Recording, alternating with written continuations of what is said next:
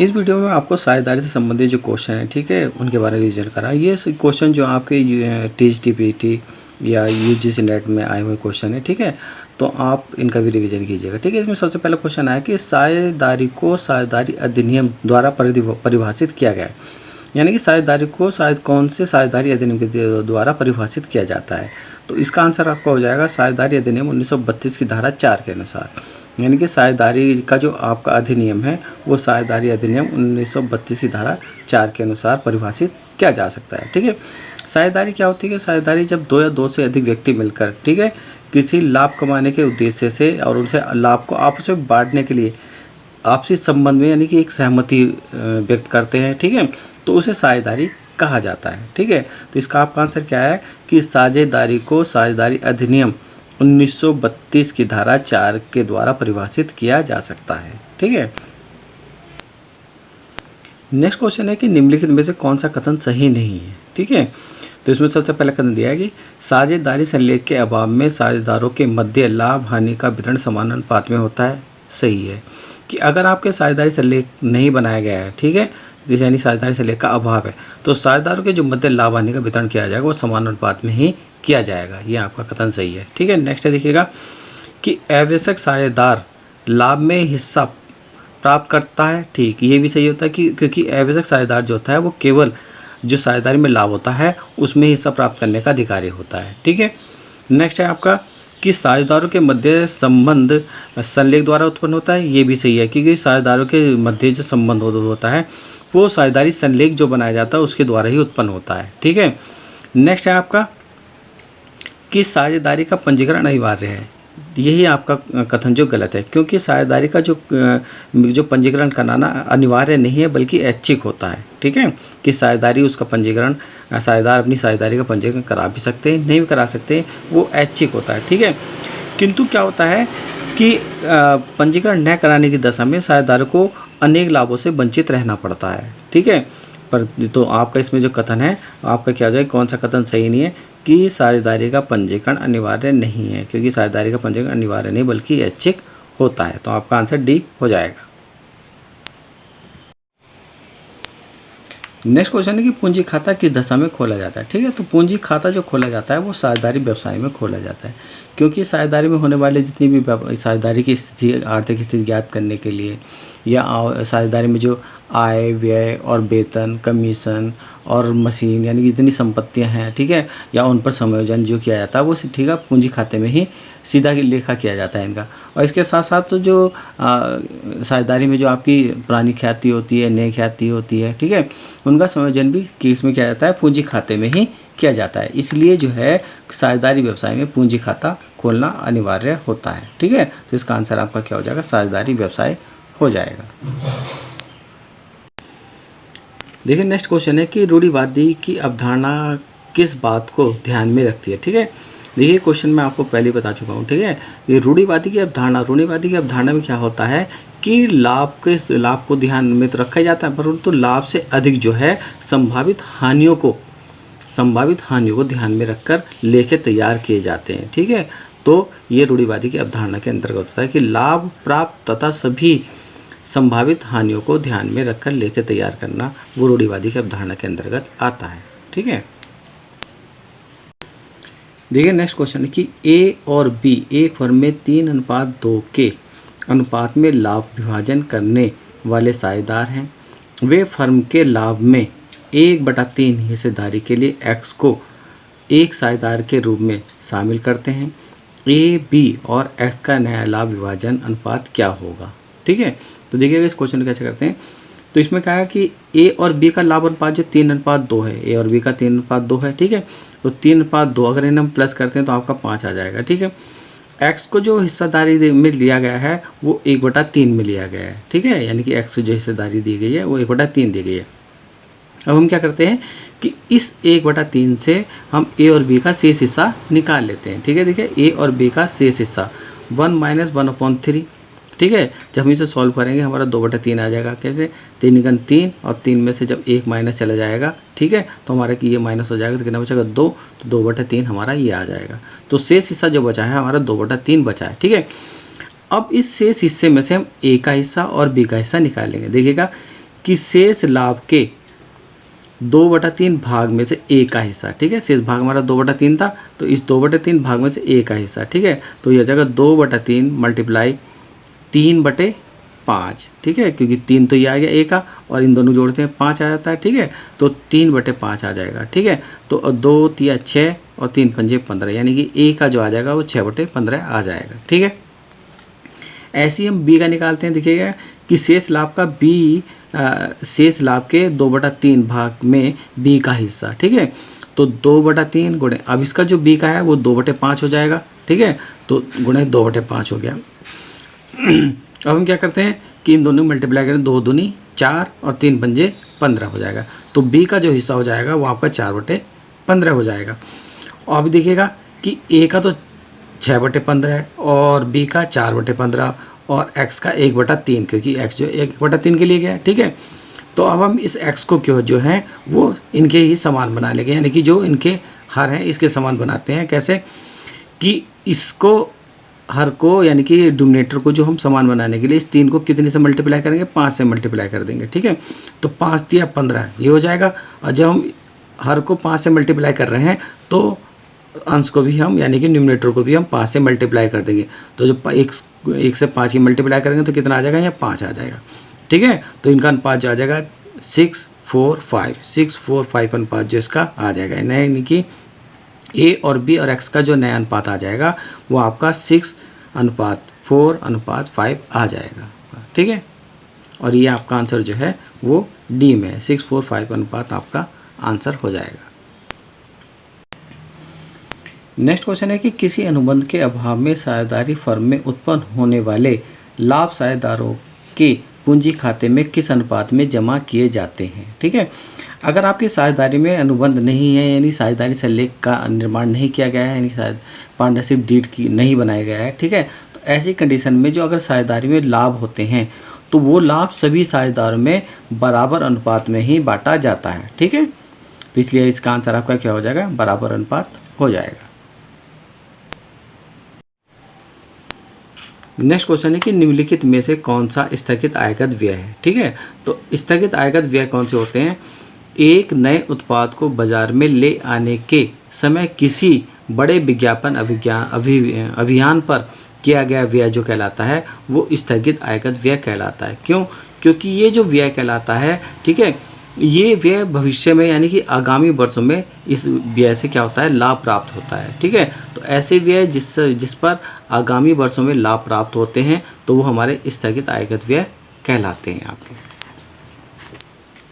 Next question है कि एक नए साझेदार के प्रवेश के बाद सभी साझेदारों की पूंजी होनी चाहिए, ठीक है, तो इसमें क्या होगा कि जब कोई एक नया साझेदार प्रवेश करता है, ठीक है, तो उनके साझेदार की पूंजी क्या होनी चाहिए, ये इसका जो समझौता किया जाता है, ठीक है, तो वो परस्पर सहमति के अनुपात में किया जाता है, ठीक है, क्योंकि एक नया साझेदार प्रवेश के पश्चात जो साझेदारों के बीच में जो नया अनुपात होता है वो किस में होता है, परस्पर सहमति के अनुपात में किया जाता है, ठीक है, तो इसका आपका आंसर क्या हो जाएगा, डी हो जाएगा। नेक्स्ट क्वेश्चन है कि एक नए साझेदार के प्रवेश पर किसी संपत्ति के मूल्य में हुई वृद्धि को क्रेडिट किया जाता है, ठीक है, तो जब किसी साझेदारी में कोई नया साझेदार प्रवेश करता है तो उस साझेदारी में उसके संपत्ति और दायित्व मूल्य में जो परिवर्तन होता है, ठीक है, तो उस परिवर्तन को जो हम क्या है पुनः मूल्यांकन खाते में लिखा जाता है, ठीक है। अब वो कह रहा है कि अगर संपत्ति के मूल्य में वृद्धि होती है, अगर संपत्ति के मूल्य में वृद्धि होती है, ठीक है, और दायित्व में कमी होती है तो पुनः मूल्यांकन खाते के क्रेडिट पक्ष में लिखा जाता है, ठीक है, और अगर संपत्ति के मूल्य में कमी और दायित्वों में वृद्धि होती है तो पुनः मूल्यांकन खाते के डेबिट पक्ष में लिखा जाता है, ठीक है। तो ये था कि आपको कह रहा है कि एक नए साझेदार के प्रवेश पर किसी संपत्ति के मूल्य में वृद्धि, ठीक है, संपत्ति के मूल्य में वृद्धि को क्रेडिट किया जाएगा, वो किया जाएगा पुनः मूल्यांकन खाते में क्रेडिट किया जाता है। नेक्स्ट क्वेश्चन है कि ए और बी 3:2 के अनुपात में लाभ हानि बांटने के लिए साझेदार हैं। सी को एक साझेदार के रूप में प्रवेश किया जाता है। ए, बी एवं सी के बीच नया लाभ बंटवारा अनुपात 4:3:2 है। त्याग अनुपात ज्ञात कीजिए, ठीक है, तो इनका त्याग अनुपात निकालना है, ठीक है, तो त्याग अनुपात निकालने का जो रूल्स होता है वो आपका होता है ओल्ड अनुपात माइनस नया अनुपात, यानी कि old ratio minus new ratio. ठीक है, तो ओल्ड रेशियो जो है वो ए और बी का 3:2 है, 3:2 है। ठीक है, 3:2 के अगर इन प्लस कर लेते हैं तो हमारा 5 आ जाता है। ठीक है, और न्यू जो रेशियो है हमारा वो 4:3:2 है, 4:3:2 है। इन्हें जोड़ लेते हैं, हमारा कितना आ जाएगा, 9 आ जाता है। ठीक है, अब जो हम सेक्रीफाइस रेशियो यानी कि जो आपका त्याग रेशियो निकालते हैं तो old ratio minus new ratio हो जाएगा। ठीक है, तो ओल्ड रेशियो जो है हमारा वो है ए का निकालते हैं पहले। ठीक है, तो ए का जो है 3/5 माइनस 4/9 हो जाएगा। ठीक है, अगर हम अब इनका एलसीएम ले लेते हैं, कॉलम लेते हैं, तो हमारा जो आता है कितना, 45 आ जाएगा। और 45 से फिर अगर 5 से हम जो 45 को काटते हैं, ठीक है, यानी कि 5 से 45 को काटते हैं, हमारा कितने बार का, 9 बार कट जाएगा। और 9 से जो हम इसकी 3 से मल्टीप्लाई कर लें, कितना आएगा, 27 आ जाएगा। ठीक है, 27 आ गया। अब इस 9 से हम 45 को काटते हैं, कितनी बार आ जाएगा, 5 बार आ जाएगा। 5 से इस 4 की मल्टीप्लाई करेंगे, आ जाएगा 20 आ जाएगा। ठीक है, तो 27 माइनस 20 यानी 27 में से आप 20 घटा दें, कितने का, 7/45 आपका आ जाएगा। ये आपका आ जाएगा ए का। इसी तरह हम बी का निकालते हैं। ठीक है, तो बी का जो अनुपात है 2:5, 2:5 माइनस 3:9 हो जाएगा। ठीक है, इनका एलसीएम ले लेते हैं, तो कितना आ गया, 45 आ जाएगा। अब इससे हमने फिर 5 से काटा, 45 को कितनी बार कटेगा, 9 बार कटेगा। 9 से 2 की मल्टीप्लाई करते हैं, कितने बार, 18 आ जाएगा। ठीक है, माइनस अब 9 से हम इसे काटते हैं, कितनी बार कटेगा, 5 बार। अब 5 से 3 से की मल्टीप्लाई कर देंगे तो कितना आ जाएगा, 15 आ जाएगा। तो 18 में से जब हमारे 15 जाएंगे, माइनस हो जाएंगे, तो कितने बचेगा, 3। ठीक है, तो 3/45 आ जाएगा। तो इसलिए जो इनका जो त्याग अनुपात निकल कर आ जाएगा वो कितना आ जाएगा, 7:3, यानी 7:3 निकल कर जो आ जाएगा। ए और बी का जो सेक्रीफाइस यानी त्याग रेशियो जो निकल कर आएगा वो 7:3, यानी 7:3 आपका आंसर आ जाएगा। देखिए नेक्स्ट क्वेश्चन है कि नए साझेदार के प्रवेश पर यदि साझेदार यह निर्णय करते हैं कि संपत्ति एवं दायित्वों के मूल्य में हुए परिवर्तन का लेखा पुस्तकों में किया जाए किंतु खातों में नहीं, तो फर्म तैयार करती है, यानी कौन सा खाता तैयार करती है। ठीक है, तो जब एक नया साझेदार प्रवेश करता है और उसके साझेदारों में प्रवेश करने पर जो संपत्ति एवं दायित्वों के मूल्य में जो परिवर्तन होता है, ठीक है, जब कोई साझेदार नया साझेदार जो प्रवेश करता है तो उसके साझेदारी के संपत्ति और दायित्व के मूल्य में जो परिवर्तन होता है तो उस परिवर्तन को जो है पुनर्मूल्यांकन खाते में लेखा करते हैं। ठीक है, परंतु इसमें कहा गया है कि आप पुनर्मूल्यांकन खाते में लेखा मत कीजिएगा। कहा गया है कि दायित्वों, संपत्तियों एवं दायित्वों के मूल्य में हुए परिवर्तन का लेखा पुस्तकों में तो किया जाए किंतु खातों में नहीं किया जाए, यानी कि पुनर्मूल्यांकन खाते में नहीं किया जाए। ठीक है, पुस्तकों में क्या है, तो ऐसी समय आप कौन फर्म जो कौन सी पुस्तक तैयार करेगी, तो ऐसी कंडीशन जो पुस्तक तैयार करेगी यानी जो लेखा करेगी इनका, वो अनुस्मारक पुनर्मूल्यांकन खाते में करेगी। ठीक है, तो इसका आंसर आपका डी, अनुस्मारक पुनर्मूल्यांकन खाता हो जाएगा। नेक्स्ट क्वेश्चन है कि यदि साझेदारी बिल की अनुपस्थिति हो तो इनमें से एक कथन गलत होगा, सही विकल्प खोजें। ठीक है, तो अगर आपकी साझेदारी विलेख यानी कि साझेदारी पार्टनर से डीड नहीं बनाया गया है, ठीक है, तो ऐसी कंडीशन में क्या होगा, देखो कि किसी भी साझेदार को वेतन पाने का अधिकार नहीं होता है, ये सही है आपका। ठीक है, पूंजी पर ब्याज की अनुपत्ति भी नहीं होती है, ये भी आपका सही है। किसके अनुपस्थिति में, साझेदारी विलेख की अनुपस्थिति में। आहरण पर ब्याज प्रभावित नहीं किया जाता है, ये भी आपका सही है। ठीक है, नेक्स्ट है कि साझेदारों द्वारा प्रतिष्ठान को दिए गए ऋण पर 5% की दर से ब्याज की अनुमति होती है। ठीक है, ये कथन आपका गलत है। ठीक है, कि अगर आपका साझेदारी विलेख की अनुपस्थिति यानी साझेदारी विलेख संलेख नहीं बनाया गया है तो ऐसी कंडीशन में साझेदारों द्वारा प्रतिष्ठान को दिए गए ऋण पर 5% नहीं बल्कि 6% ब्याज की दर से अनुमति दी जाती है। ठीक है, तो यही कथन आपका गलत है। नेक्स्ट देख लीजिएगा कि लाभ एवं हानियाँ साझेदारों द्वारा समान रूप में साझा किया जाता है, ये भी कथन आपका सही है। ठीक है, तो आपका कथन जो है यही आपका गलत होगा। ठीक है, डी आपका आंसर हो जाएगा। नेक्स्ट क्वेश्चन है कि यदि प्रत्येक माह के आरंभ में साझेदारों द्वारा बराबर आहरण किए जाते हैं तो ब्याज की गणना सामान्यतः के लिए संपूर्ण राशि यानी कि वार्षिक पर की जाती है। ठीक है, अगर साझे द्वारा जो आहरण किया जाता है वो माह के आरंभ में किया जाता है, ठीक है, यानी कि शुरू में किया जाता है, तो ऐसी कंडीशन में जो आपको वो हो जाएगा आपका 6.5 महीने, 6.5 महीने के आधार पर निकाला जाता है। ठीक है, और अगर मध्य में निकाला, अगर साझेदारों का जो आहरण माह के मध्य में निकाला जाता है, ठीक है, माह के मध्य में निकाला जाता है, तो ऐसी कंडीशन में आपका 6 महीने के आधार पर निकाला जाता है। और अगर साझेदारों द्वारा आहरण जो माह के अंत में किया जाता है, ठीक है, तो माह के अंत में किया जाता है, तो ऐसी कंडीशन में 5.5 महीने के आधार पर निकाला जाता है। क्योंकि यहाँ जो आहरण निकाला गया माह के आरंभ में निकाला जा रहा है साझेदारों द्वारा, ठीक है, आहरण किया गया है, तो ऐसी कंडीशन माह के आरंभ में जब साझेदारों द्वारा बराबर आहरण किए जाते हैं, तो ऐसी कंडीशन में हम 6.5 महीने को आधार मानकर जो ब्याज की राशि आप निकालोगे, ठीक है, तो आपकी इसका आंसर हो जाएगा 6.5 महीने हो जाएगा। नेक्स्ट क्वेश्चन है कि एक साझेदारी फर्म में निम्नलिखित में से किसकी सहमति से नए साझेदार को प्रवेश दिया जा सकता है, ठीक है। तो अगर कोई नया साझेदार प्रवेश करता है, ठीक है, तो उसमें जो सहमति लेनी होती है वर्तमान सभी साझेदारों की सहमति लेनी होती है, यानी कि सभी वर्तमान साझेदारों की सहमति से ही एक नया साझेदार प्रवेश कर सकता है, ठीक है, तो इसका आंसर आपका ए हो जाएगा। नेक्स्ट क्वेश्चन है कि x तथा y साझेदार हैं तथा 4:3 के अनुपात में लाभ हानि बांटते हैं। वे z को 1/3 हिस्सा देते हुए साझेदारी में शामिल करते हैं, और यदि z अपना हिस्सा x तथा y में बराबर बराबर प्राप्त करता है तो भविष्य में लाभ हानि में y का क्या हिस्सा होगा, ठीक है।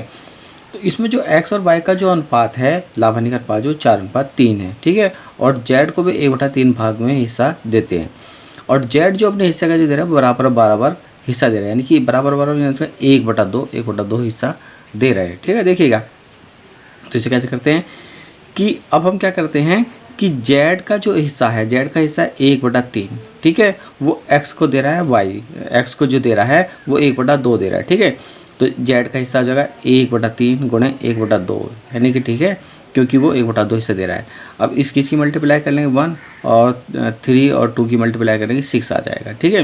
तो हमारा जो x का जो नया हिस्सा आ जाएगा, भाग आ जाएगा, वो आ जाएगा 1/6 आ जाएगा। ऐसे ही हम y का भाग निकाल लेते हैं, ठीक है, z का 1/3 था, ठीक है, मल्टीप्लाई 1/2, ठीक है, इन दोनों की मल्टीप्लाई कर लेंगे और इन दोनों मल्टीप्लाई करें तो 1/6 आ जाएगा, ठीक है। तो x का भी 1/6 आ गया, ठीक है, और z का भी 1/6 यानी 1/6 आ गया, ठीक है। अब ये जो न्यू रेशियो आ गया, नियम अनुपात आ गया इनका, ठीक है।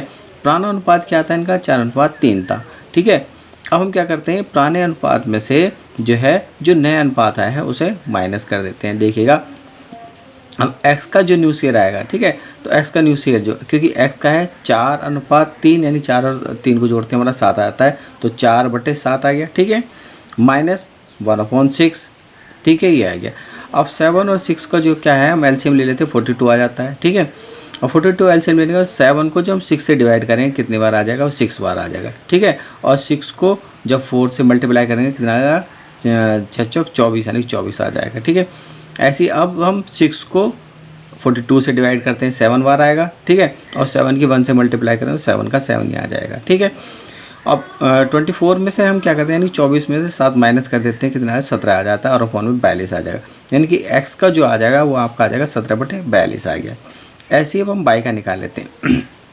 y का कितना था 3, ठीक है, तो 3/7 हो जाएगा इसका, तो 3/7 माइनस 1/6 इनका एलसीएम ले लिया हमने, 42 आ गया, ठीक है। ऐसे ही अब 7 को 42 से काटेंगे 6 आ जाएगा, 6 की 3 से मल्टीप्लाई करेंगे तो कितना आ जाएगा 18 आ जाएगा, ठीक है। ऐसे 6 को 7 से काटेंगे, वो 6 को जो 42 से काटेंगे 7 बार आ जाएगा, और 7 की 1 से मल्टीप्लाई करेंगे तो 7 आ जाएगा। अब 18 माइनस 7 हो जाएगा 11 और अपॉन में 12, ठीक है। तो इसमें क्वेश्चन पूछा कि y का हिस्सा क्या होगा, तो y का हिस्सा क्या हो जाएगा, निकल कर आया हमारा न्यू, वो 11/42 आ जाएगा, ठीक है। तो हमारा हिस्सा क्या हो जाएगा, ए का ए हो जाएगा, 11/42 हमारा आंसर हो जाएगा। नेक्स्ट क्वेश्चन है कि भागीदारी में गार्नर बनाम मरे का प्रसिद्ध मामला किस स्थिति में लागू होता है, ठीक है।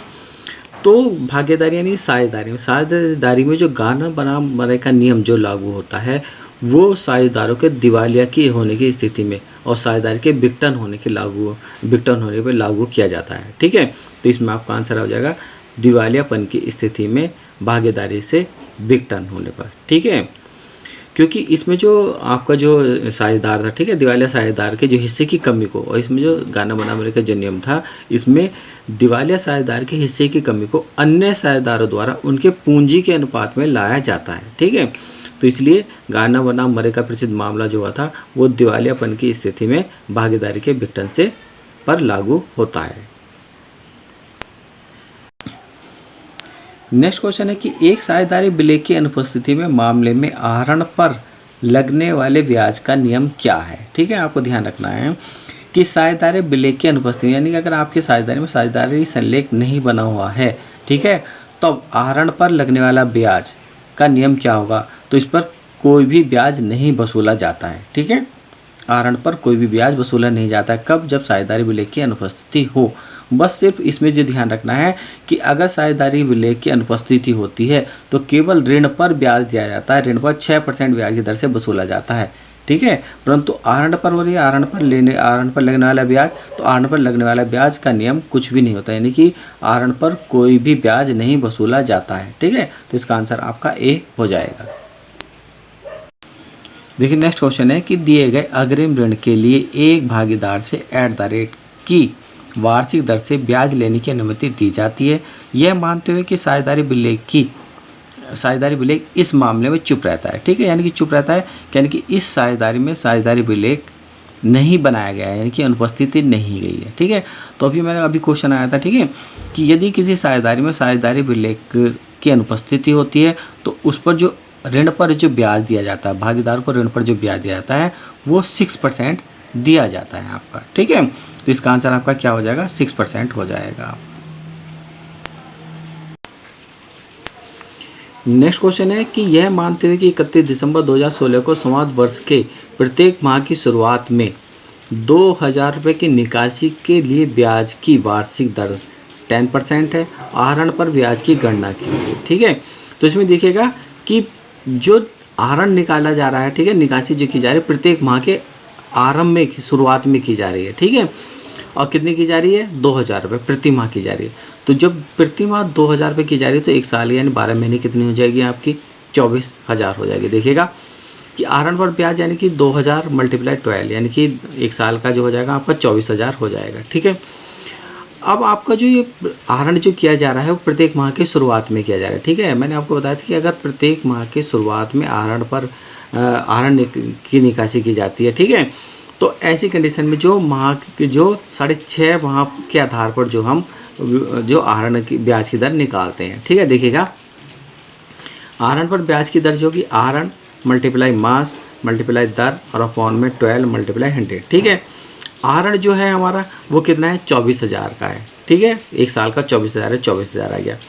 मास आपके 6.5% 6.5 आ गए, ठीक है। क्यों? क्योंकि आपके प्रत्येक माह के शुरुआत में की जा रही है तो 6.5 माह रखा जाता है, ठीक है, 6.5 और अपॉन में 12 आ जाएगा, यानी कि एक साल का आ जाएगा, ठीक है। दर जो है हमारी वो 10% है, 10/100 आ जाएगा, ठीक है। अब अगर मैंने आपस में डिवाइड करते हैं, ठीक है, तो ये 0 से 1 0 खत्म, ये 0 से 1 0 खत्म, 12 से काट लेंगे 2 बार कट जाएगा, ठीक है, और इनके आपस में मल्टी कराएंगे निकल के जो आ जाएगा 1300 रुपये आ जाएगा आपका आहरण, ठीक है। तो आपका आंसर क्या हो जाएगा? सी, यानी कि 1300 रुपये। आहरण पर ब्याज की गणना की जाएगी वो 1300 रुपये आपका आंसर हो जाएगा। देखिए नेक्स्ट क्वेश्चन है कि एक सामान्य साझेदारी फर्म में अधिकतम साझेदारों की संख्या इससे अधिक नहीं होनी चाहिए, ठीक है। अगर इस तरह का क्वेश्चन आता है उसकी इस क्वेश्चन में आपको विशेष ध्यान रखना है, ठीक है, क्योंकि इसमें देखिए सामान्य साझेदारी फर्म के लिए कहा गया है, ठीक है। तो अगर सामान्य साझेदारी फर्म में अधिकतम साझेदारों की संख्या पूछी जाती है तो इसकी संख्या 20 से अधिक नहीं होनी चाहिए, यानी कि इसका आंसर आपका 20 हो जाएगा, ठीक है। परंतु अगर ये क्वेश्चन पूछा जाता कि कंपनी अधिनियम 2013 के अनुसार, ठीक है, तो कंपनी अधिनियम 2013 की धारा 464 के अनुसार साझेदारों की संख्या अधिकतम जो है वो उसकी संख्या 100 से अधिक नहीं होनी चाहिए, ठीक है, कि कंपनी अधिनियम 2013 के अनुसार, ठीक है, साझेदार की अधिकतम संख्या कितनी नहीं होनी चाहिए? 100 से अधिक नहीं होनी चाहिए। और अगर ये क्वेश्चन 2014 के अनुसार पूछा जाता तो 14 के अनुसार जो साझेदारों की अधिकतम संख्या 50 से अधिक नहीं होनी चाहिए, ठीक है, 50 तक ही सीमित रहनी चाहिए। और अगर बैंकिंग कंपनी के अनुसार, ठीक है, ये बैंकिंग साझेदारी के अनुसार, तो बैंकिंग साझेदारी के अनुसार जो साझेदारों की अधिकतम संख्या वो 10 से अधिक नहीं होनी चाहिए। ठीक है, तो इसलिए इस क्वेश्चन में क्योंकि सामान्य साझेदारी फर्म के में अधिकतम साझेदारों की संख्या इससे अधिक नहीं, क्योंकि सामान्य साझेदारी की फर्म की बात हो रही है, तो इसलिए इसका आंसर आपका बी हो जाएगा।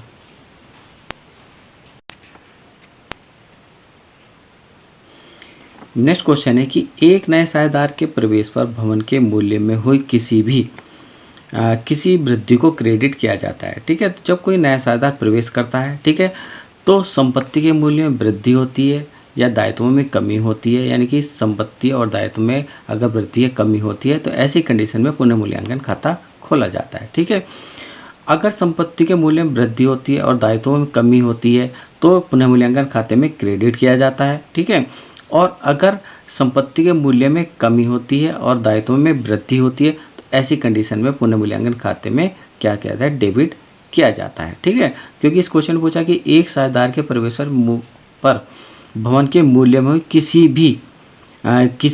वृद्धि को क्रेडिट किया जाएगा, तो वो क्रेडिट किया जाएगा कौन से खाते में, पुनर्मूल्यांकन खाते में किया जाएगा।